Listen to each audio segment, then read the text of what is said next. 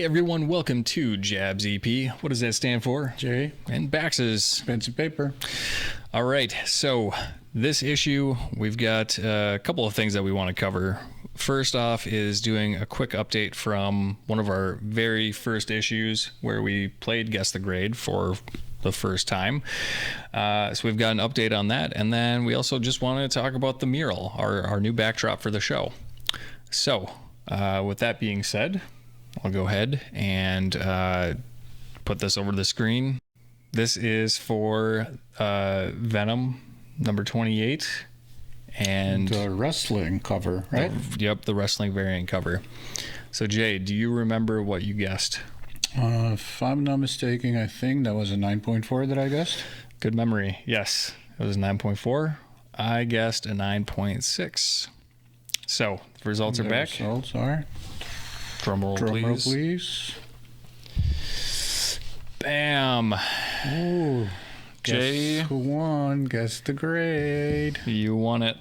The dollar is yours. Well, we're technically we're even now. We're even now. Yeah. So there it is, 9.4. So how do you feel about it? It's a 9.4. I'm okay with it. It's kind of a tougher score with it being such a modern book. The issue came out in 2020, so it's not very old. But it's got a black cover. I didn't do any grading or pressing on it. Really didn't think it needed it. I'd be curious to see what your thought would be just looking at the cover there. Were there any graders' notes? Unfortunately not. I can put up what CGC provided when it went in for grading. Even with this lighting, I can see definitely some ticks, and yeah, because it is black, even though they're minute, yep, they do break color just a tad. Yeah, I definitely got dinged on that. At least that's what I can tell is likely what downgraded the score, unfortunately. So, but there you go. Congrats on the win. I'm not glad that it's a 9.4 instead of a 9.6, but I'm glad I won. I would have loved a 9.8. Loved if we were both wrong. Then we both would have been wrong, and there would have been nothing wrong with that. And yep, exactly. Okay, so the next thing we want to talk about is our new look for the show. As you can tell, our backdrop looks pretty different, and you've seen it's work in progress a couple of times really quickly in previous issues, but it's done now. So it's done. I think definitely goes more with the theme of what our channel is. Yeah, we just wanted something that would bring the spirit of the show, what we're trying to do, to life. So this is what we went with. This is all painted on there. I will give full credit to Bax. Great job. He painted this thing, and I know he put a ton of work into it. So why don't you walk us through? Yeah, it was a lot of work, but it was a lot of fun work. I actually kind of miss working on it now because it was kind of therapeutic to come out and I'll work on another panel today. So, but yeah, it all got started with just an idea of what can we do to really kind of start to elevate our show here. And so we got to talking about, really celebrating the artwork and comics. And we came up with this idea to do a mural, go with the comic book theme. So I kind of came up with a few different ideas. I shopped them over to Jay. We went back and forth about, what we wanted it to be. There was an instance where we thought it would be all Spider-Man and just different artists. Yep. Your Ramirez, your JC, your McFarlane, Ditko. But then that quickly, we don't want to be just Spider-Man centric. As much as we love Spider-Man, we don't want it to be just that.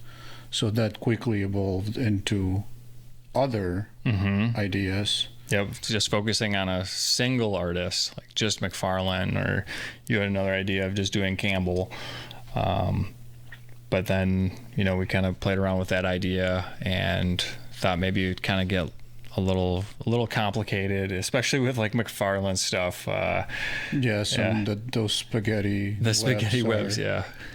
This was tough enough for me, so I haven't painted in years, and this was like my first, but actually probably over like 10 years. I really haven't done anything super artistic. So we just said we just decided to set with some of more of the classic vibe. Yeah. Because classics just never go out of style. So, but kudos to him because he put his artistic hat on and went to work. And do you have a favorite panel? Actually, probably Daredevil, and I don't know if you can see it. This is where I was going to pull the Mac out, so we don't have to keep looking behind us. But let's do that now. Just really liked how that came out. It was unexpected, in the original mock-up, like the thing was supposed to be there, and I remember we talked about that. Yeah, and then okay, I didn't draw this freehand, right? I'm not that good. Oh, yeah, and you'll see it in the time-lapse video. But I did the projector style. So yeah, I found these images, I mocked up the mural, and then I put them on the projector, and then I just sketched them out, and then I painted over it.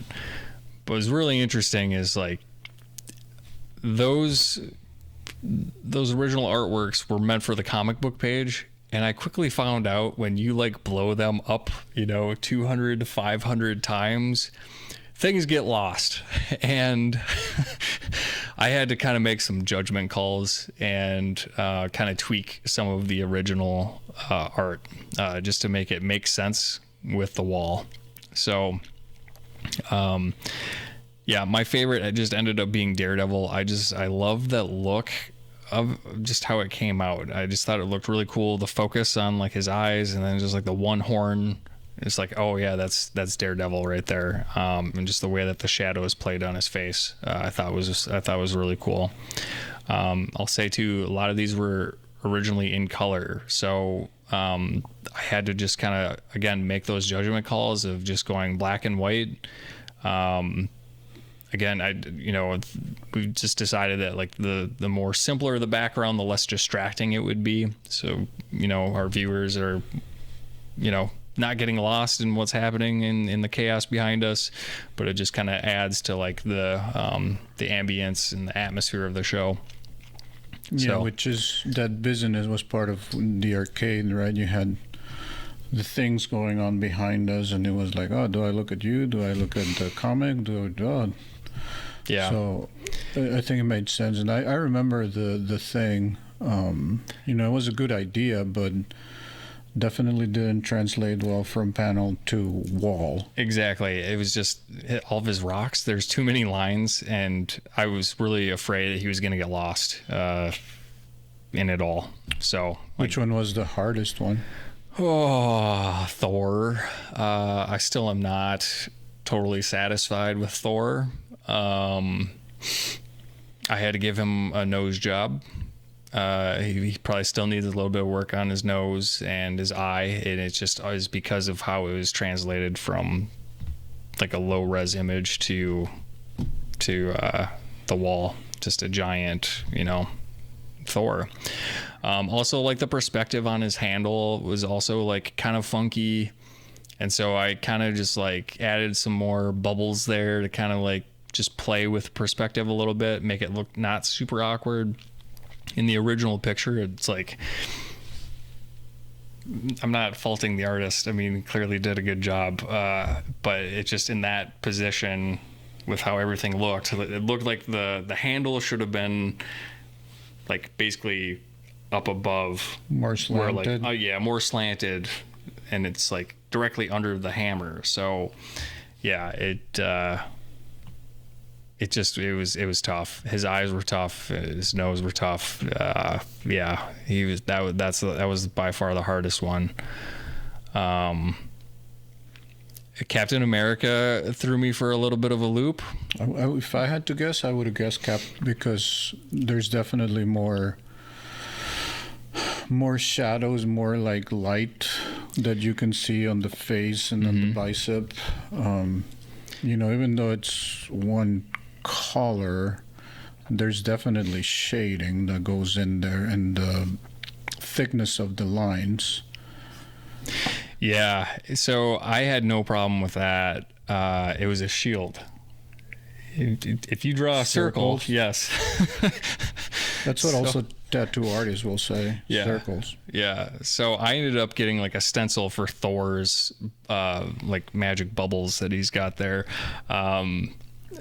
Because I was hand drawing them at first, and they looked horrible. I was like, "This is awful," and so I got a stencil to take care of those different sizes. And then I got to Captain America, and I was like, "How in the world am I going to do this?" So I ended up sticking a nail in the center of the star, and I put a string on it, and I tied the string to my paint pen. The paint pen is an absolute savior, by the way. I'll talk on that next. So I took the string, and I was like, okay, I can just like make the circle that way, and I'll have full control because of the nail. That didn't work out too well. The string ended up getting wrapped up against with the nail. It got wrapped around the marker. It was just a disaster. So I had to start over, paint over it all over again. And then I was like, you know what? I'm just going to freehand it. So I ended up freehanding that, and it just took me a lot of time and just patience to get that one right.